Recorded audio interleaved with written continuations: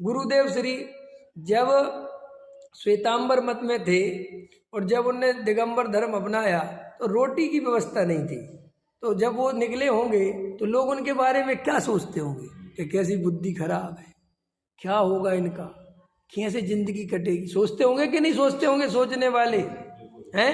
लेकिन देखो जब सर्वज्ञ देव की वाणी पे श्रद्धा होती है, आत्मा की अनुभूति होती है, तो देखो कितना भरोसा था गुरुदेव को कि अगर मेरे पुण्य में होगा तो रोटी तुम सोच भी नहीं सकते क्या होगा, और अगर नहीं होगा तो मैं यहीं बना रहा हूं तो यहीं भूखा मरूंगा। और देखो तीर्थंकर जैसी पूजा हुई गुरुदेव की, समझ में आया, इतना आदर भाव मिला गुरुदेव। इस पृथ्वी पर आदर भाव में गुरुदेव का मुकाबला नहीं है, समझ में आया, बिल्कुल इतनी। और आज भी चले गए तो आज भी कोई आदर में कमी नहीं है। अब ये पुण्य के उदय के खेल हैं जीव के भैया। अब अपन को निर्णय बनने चाहिए। इन महापुरुषों की बातें तो सुनते हो, लेकिन इनके जीवन को भी तो देखो कि यार इनने कैसे भरोसा किया पुण्य पाप पे। डॉक्टर साहब के ऐसी स्थिति थी, इंदौर में बड़ी मुश्किल से नौकरी लगी सरकारी, समझना ध्यान से, मैंने सरकारी नौकरी उस समय मिल गई, अपने भैया रोज गुजारा हो गया, बढ़िया हो गया, अच्छे बढ़िया प्रवचन होने लगे डॉक्टर साहब के इंदौर में, सब बिल्कुल बढ़िया, ठीक है कि नहीं, एकदम जम गया, समझ लीजिए मैं दिल्ली में जम गया, ऐसे जम गए बढ़िया। और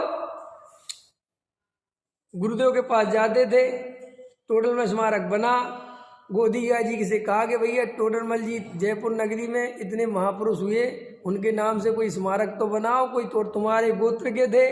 तो फिर गोदिया जी को भाव आया और वो टोडर में स्मारक बना। तो देखो वो टोडर में स्मारक माने कहाँ बना, जंगल में बना,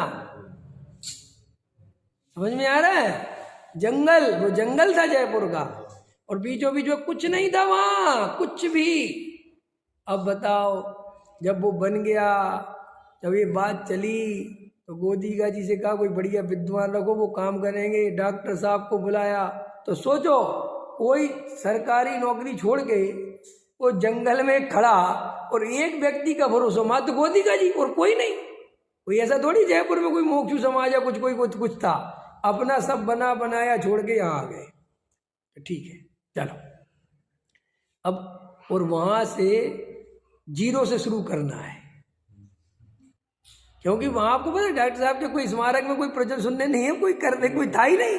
फिर वहां पे 6 विद्यार्थी, 7 विद्यार्थी, 8 विद्यार्थी को एडमिशन करा, सोचो बात, और डॉक्टर साहब और विद्यार्थी और दादी और एक वो प्यून अभी चला गया, वो उसका डेथ हो गई, वो रहते थे, सोचो बात, और दादा के बच्चे।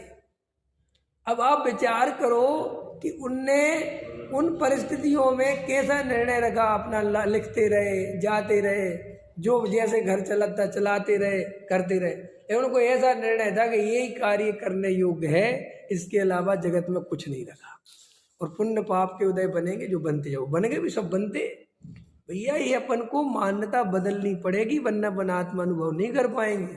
अगर अपन को ये मान्यता रहेगी कि हमारे करने से सामग्री आती है, हम अपनी बुद्धि लगाएंगे तो ये चलेगा, और नहीं लगाएंगे तो कुछ नहीं। आप ये करोगे, आप समय सार भी सुनते रहोगे, आत्मानुभूति के पास नहीं पहुंच पाओगे।